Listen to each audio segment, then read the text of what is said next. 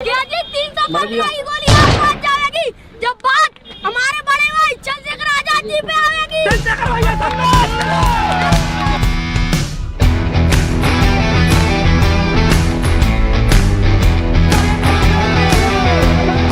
गाँव जैसे जैसे शाम ढलती जाएगी वैसे वैसे भीड़ बढ़ती जाएगी, क्योंकि मेरा मजदूर, मेरा परिवार का व्यक्ति, किसान का मेरा सड़कों पे आ जाएगा, घर आ जाएगा।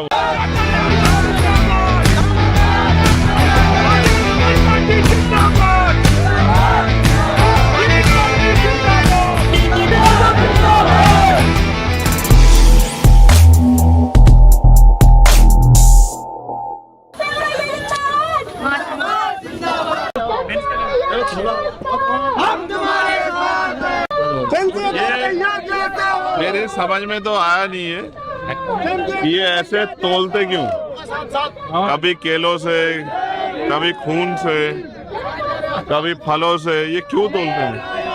यार भैया के लिए तोलते थे पहले सिक्कों से, ऐसा पेपरों में देखा मैंने। नहीं तो इससे होगा क्या तोलने से? ये तो यही बता सकते हैं। अब ये केले उनको दे दो जिनको जरूरत है, जिनसे उनका पेट भर जाए। चलो ध्यान से, चलो भाई आराम से, आप बांट दो। लाओ मैं भी एक केला खा लूं इनमें से। है क्या खा लें? पैंतर इधर आओ, इधर आओ। 315 की गोली आर पार जाएगी। जी 315 की गोली आर पार जाएगी जब बात हमारे बड़े भाई चंद्रशेखर आजाद जी पे आएगी।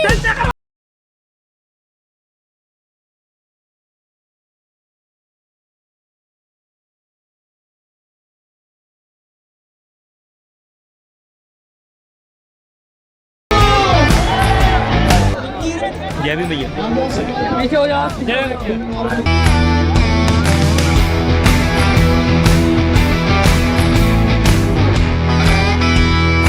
एक बार मेरे साथ बताओ, आपका निशान क्या है? बताओ, जोर से बताओ। तो हम नारा जो देते हैं वो भी सुनो कि सारी पार्टी देख ली, सारी पार्टी देख ली। जब आप वोट डालने जाओ तो इनके 4-4 बच्चों की कुर्बानी को याद रखना, और इनके संघर्ष को याद रखना, और आज जो अधिकार हमें मिले उसको याद रखना कि अगर ये रहबर महापुरुष ना पैदा होते, ये महलों में पैदा हुए क्या? बताओ। चलो पीछे। ये तो गरीब घर में जन्मे और तमाम तरह का अपमान सह के आगे बढ़े।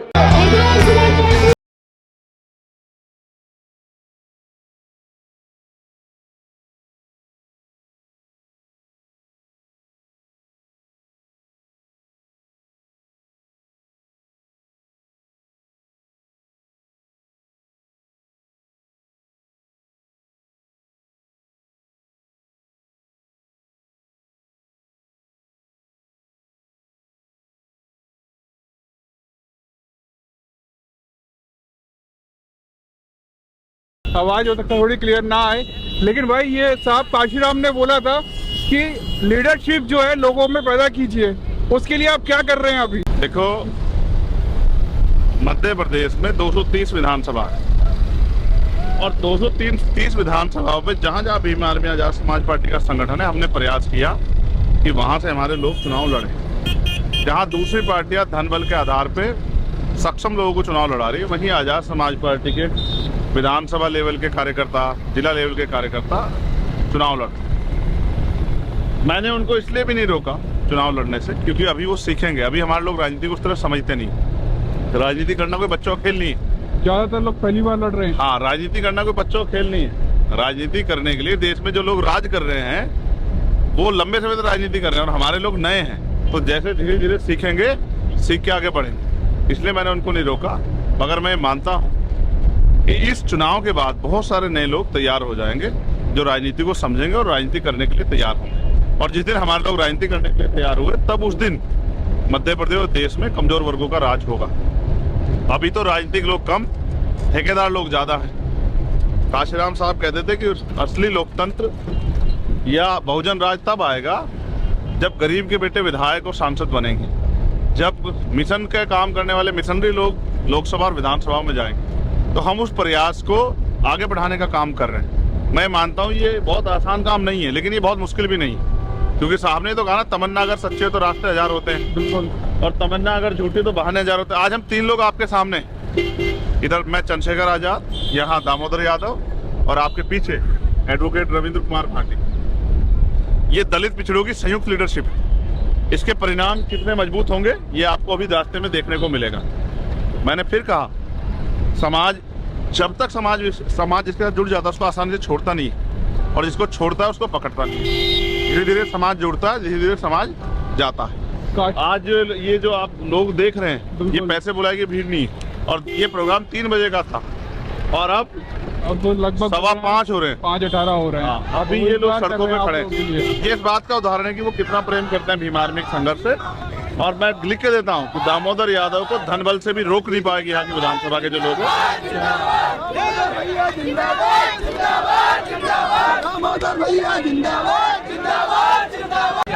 आपके पास सबसे अच्छा मौका आया है, मजबूत प्रत्याशी और मेहनत करने के लिए हम सब लोग अपने व्यक्ति को आगे बढ़ा के और ताकत बना लो, क्योंकि ये फैसला अगले 5 साल के लिए है।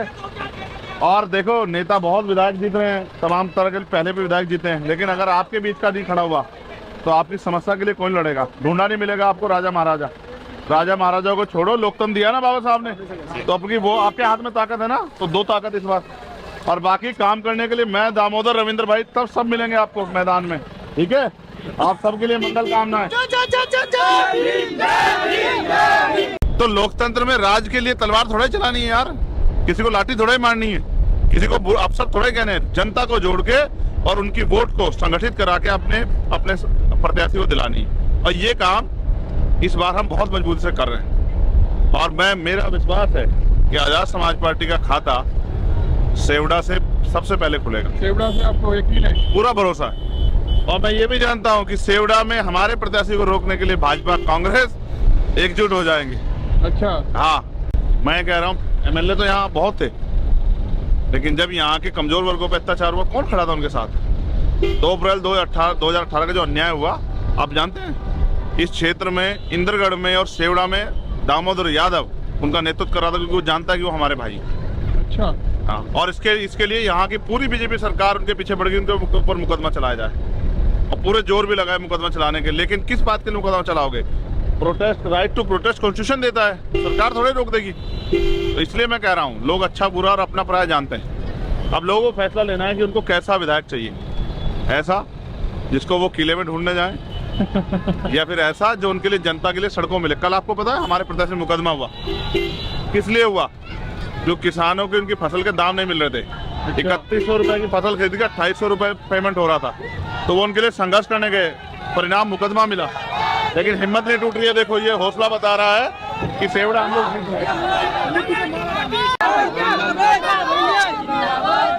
आओ भाई, आओ दोनों भाई, आ जाओ। बाबा साहब बड़ा भाई चंद्रशेखर भैया, चंद्रशेखर भैया। समय कम है, सभा में जाना है। अगर वास्तविकता में जिंदाबाद करना चाहते हो तो 17 तारीख को तुम्हारी EVM का बटन केतली पे धस जाना चाहिए यहाँ से। बिल्कुल भैया। वरना ये मौका दोबारा कब आएगा? 5 साल बाद। 5 साल में बहुत कुछ बदल जाएगा, समझ रहे हो? देखा एक बार, ठीक है, तो आगे बढ़ो, मेहनत करो, हिम्मत करो। भाई अभी मतलब आपको गोली लगी थी और आप ऐसे खुलेआम रोड शो कर रहे हो, डर नहीं लगता आपको? वो भी इतने ज्यादा, बिल्कुल ये तो ओपन जीप है। बुद्ध ने कहा, मृत्यु अटल सत्य है, मृत्यु आनी, जो पैदा हुआ उसको जाना। डर के अगर जीऊंगा तो शायद उनके लिए, उनमें वो हौसला नहीं पैदा कर पाऊंगा जिनके लिए लड़ रहा हूँ। अगर मैं डर के छिप गया तो शायद वो फिर दोबारा कोई हिम्मत ना कर पाए। तो मेरी माँ ने और मेरे परिवार ने मुझे डरना नहीं सिखाया, और मेरे लोगों ने मुझे कहा कि आप आगे बढ़ो, एक चंद्रशेखर आजाद जाएगा, लाखों तैयार होंगे। अगर ऐसे पहले डरे होते तो क्या आजादी मिलती क्या? नहीं, बिल्कुल नहीं। तो डरने का मतलब ही नहीं है ना तो जिंदगी इन्होंने दी, ये ले सकते हैं वो कुदरत के भरोसे। कुछ चीजें प्रकृति के ऊपर छोड़ी है मैंने, कुदरत के। ना मैं कोई गलत काम करता हूँ जो मेरे साथ कोई अन्याय है।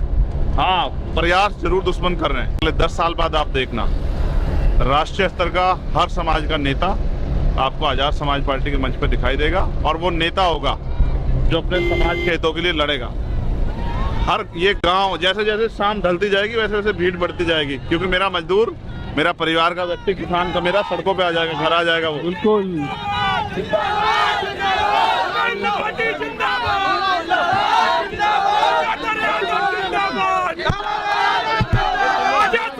पार्टी जिंदाबाद। कि जब वो गुर्जर आंदोलन हुआ था, मैंने देखा था आपके हाथों में ना बहुत सारे सुइयां और वो सब लगी हुई थी, तो क्या परिस्थिति थी, आप किस परिस्थिति में उठकर आए थे? देखिए, मैं अंजुल भाई पिछले 2-3 महीने से बीमार था काफ़ी, और मेरे लंग्स में इन्फेक्शन हुआ था, तो मैं हॉस्पिटलाइज था ICU में।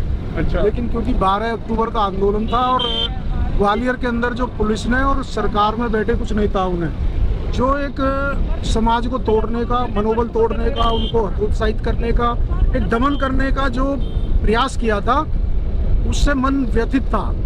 अब डॉक्टरों ने मना किया था कि आप ग्वालियर नहीं जा सकते, लेकिन अपने बहुजन समाज को, जिसमें SC ST OBC के सभी भाई पिटे, रासुका लगी दलित भाइयों पे, हमारे यादव भाई पिटे, गुजर भाई पिटे, बहनों के साथ अत्याचार हुआ, बुजुर्गों के साथ उनको अपमानित किया गया और 700 अज्ञात लोगों पर मुकदमा दायर किया गया, और ग्वालियर शहर से सम्मानित सब लोग गायब हो गए क्योंकि पुलिस पता नहीं किसका उसमें अज्ञात में नाम लिख दे।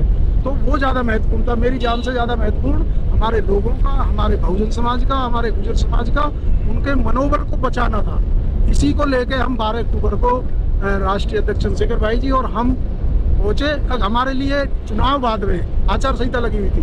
आपने देखा कि आचार संहिता में कभी देश में कोई आंदोलन नहीं हुआ। हो सकता था उसमें राष्ट्रीय अध्यक्ष जी की और मेरी गिरफ्तारी भी हो सकती थी। हो सकता है कि हमारी पार्टी दोनों स्टेटों में चुनाव से वंचित रह सकती थी, लेकिन हमें चुनाव हमारे लिए महत्वपूर्ण नहीं है, वोट महत्वपूर्ण नहीं है, लेकिन हमारे लोग बहुत महत्वपूर्ण है। यदि उनका मनोबल डाउन हो जाता तो वो शायद बहुत दिनों तक ना उठ पाते। उस शोषण के खिलाफ हमारी वो लड़ाई थी और हमने गिरफ्तारी दी, उससे तमाम प्रशासन ने सारी बातें मानी और आज गुजर समाज के बहुत भाइयों की आज जमानत भी हुई है। जमानत हुई है और जो लोग यहाँ से पलायन कर गए थे वो ग्वालियर में लौट आए। जो डरे हुए थे पता नहीं किसका नंबर आ जाए, किससे पुलिस उठा ले, वो सब खत्म हो चुका है। तो हम तो 15 दिन बाद चुनाव खत्म हो जाएगा अंजुल भाई। बिल्कुल। और ये जो चुनावी बरसाती नेता है ना, मेंढक की तरह टर करके 15 दिन बाद अपने घरों में बिलों में घुस जाएंगे, लेकिन भीम आर्मी, आजाद समाज पार्टी और दामोदर भाई हमारे राष्ट्रीय अध्यक्ष जी और हम सड़कों पर जैसे पहले संघर्ष करते थे, अन्याय के खिलाफ लड़ते थे, वो हमारी जंग जारी रहेगी। वोटों के लिए मतलब आप ये समीकरण बिठा रहे हैं क्या, जैसे जाटव, गुर्जर और यादव? देखिए समीकरण बिठा नहीं रहे, ये तो बिठा हुआ है, ऑटोमेटिक बन गया। नहीं बना हुआ है, ये तो केवल हमें अपने भाइयों को जागृत करना है, हमारे लोगों को उनकी ताकत याद दिलानी है। आप इतनी संख्या में मध्य प्रदेश में है 90%, यदि जातिगत जनगणना हो जाए तो बिहार से ज्यादा जनसंख्या निकलेगी। और आप पे चंद लोग ना जातीय आधार पे ना किसी को हिस्सेदारी दे रहे हैं, ना राजनीतिक प्रतिनिधि दे रहे हैं। 8-8 हजार वोट वाले लोग यहाँ MP MLA बने हुए हैं 5-5 बार से। लेकिन अब एडवोकेट चंद्रशेखर आजाद जी के नेतृत्व में मध्य प्रदेश में बहुजन समाज जाग रहा है, संगठित हो रहा है, संघर्ष कर रहा है। आने वाले समय में देखना यहाँ बहुजन राज कायम हो।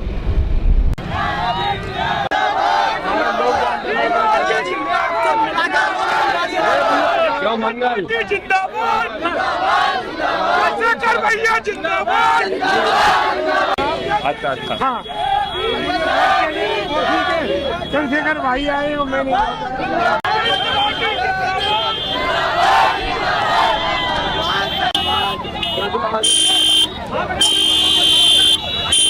ये असल बहुजन समीकरण यहाँ है इस क्षेत्र का। यादव प्रत्याशी हैं और दलित और गुर्जर समाज अपने कंधों पे बिठा के इनको विधानसभा भेजेगा। आप देखिए, अगर जातिगत जनगणना जैसे भाटी जी कह रहे थे, मैं उस बात को आगे बढ़ाते हुए कह रहा हूँ कि यहाँ 92% होंगे दलित, पिछड़े, आदिवासी और अल्पसंख्यक समाज के लोग।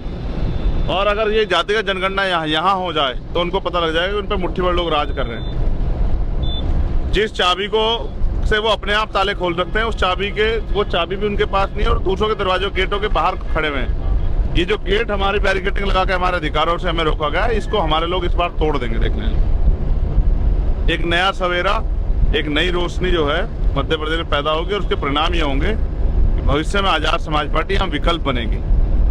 2-4-10 सीटें जीतने वाली पार्टी नहीं, विकल्प बनेगी। ठीक है, बस वो विश्वास अक्सर कई बार टूटा गया, बहुजन के नाम पे जो टूटा, जो आंदोलन एक जाति तक सीमित कर दिया गया जानबूझ के, माननीय काशीराम साहब का सपना ना पूरा हो, महापुरुषों के सपने ना पूरा हो, उसके साथ वो छल नहीं होना चाहिए। ईमानदारी से वो काम हो तो मैं लिख के देता हूँ कि मध्य प्रदेश में एक बहुत बड़ी शक्ति बन सकती है। बहुजन यानी कि जिसकी इतनी संख्या बारी उसकी उतनी हिस्सेदारी। तो जब हम अपने भाइयों को कुर्सी भी देंगे, पद भी देंगे, MP MLA बनाएंगे, तो वो हिस्सेदारी मजबूत होगी। भविष्य मध्य प्रदेश में बहुजन राजनीति का भविष्य बहुत उज्जवल है।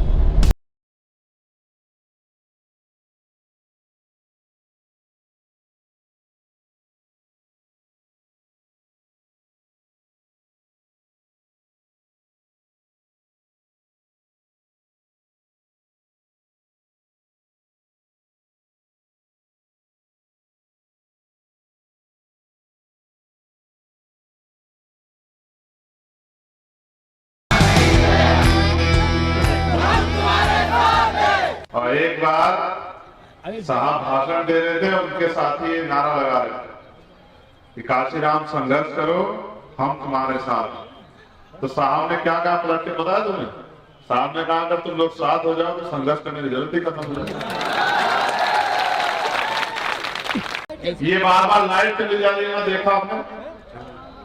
इस हर चीज का इंतजाम, इससे ज्यादा रोशनी तो आपकी जिंदगी से चली गई। इस रोशनी का इंतजाम तुम लोग अपने मोबाइल की टॉर्च जला के करो। जितने लोग यहाँ बैठे अपने मोबाइल की टॉर्च जलाओ, परमानेंट के लिए रोशनी हो जाएगी। जब तक हमारी बात चलेगी आप देखना बढ़िया सभा होगी, सब लोग इस सभा को याद रखेंगे। अपने मोबाइल की टॉर्च जलाओ और ध्यान हमारी तरफ करो, और फिर देखो कितना बढ़िया माहौल बने यहाँ। आपके भी चेहरे पे रोशनी आ जाए और हमारे चेहरे पे भी रोशनी आ जाए। और ये केतली आपको अलादीन के चिराग जैसी लगती है, लगती है। और जब आप अलादीन का चिराग देखते थे ना टीवी में, उसको रगड़ते तो क्या कहता है उसमें से निकलने वाला आदमी? क्या कहता है? क्या हुक्म मेरे? देखो इस बार केतली रगड़ो तो कितने लोग निकले? 3। पहली बार में दामोदर यादव, दूसरी बार में रविंद्र भाटी, और तीसरी बार में आपको अपनो चंद्रशेखर आजाद तय करना। ठीक है, हो जाए। हमने तो जितने भी टिकट दिए सारे बहुजन समाज के लोगों को दिए। अगर हमारे लोग तैयार होते तो यहाँ के कितने कुशवाहा के बेटे, कितने पाल के बेटे, कितने प्रजापति के बेटे, कितने मौर्य के बेटे, कितने शाक्य के बेटे, कितने गुर्जर के बेटे, यादव के बेटे, कितने रावत मीणा के बेटे विधायक MP बनते, उनको एहसास ही नहीं। अभी आने वाले कल में हम करके भी दिखाएं, जिसकी इतनी संख्या वाली उसकी इतनी हिस्सेदारी, उनको देख के दिखाए। और उतने ही विधायक 90% से ज्यादा आबादी आपकी, 90% ज्यादा विधायक MP आपके सदन में पहुंचा के दिखाए। ये दिन आने वाला है। बहुत बहुत धन्यवाद। जय भीम, जय भारत, जय मंगल, जय संविधान, जय जोहार। आप सभी के लिए मंगल कामनाएं। चलो ठीक है।